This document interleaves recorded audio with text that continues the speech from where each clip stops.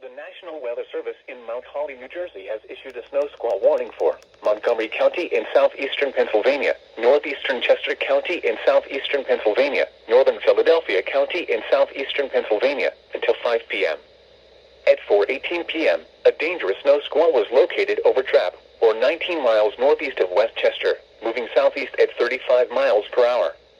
Hazard: extremely poor visibility in heavy snow and blowing snow. Wind gusts greater than 30 miles per hour. Source: radar and webcams.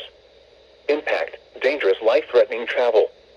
This includes the following highways: Pennsylvania Turnpike between mile markers 330 and 346. Northeast extension between mile markers 21 and 33. Interstate 95 in Pennsylvania between mile markers 26 and 28. Interstate 76 in Pennsylvania between mile markers 333 and 334. Interstate 476 in Pennsylvania between mile markers 17 and 19.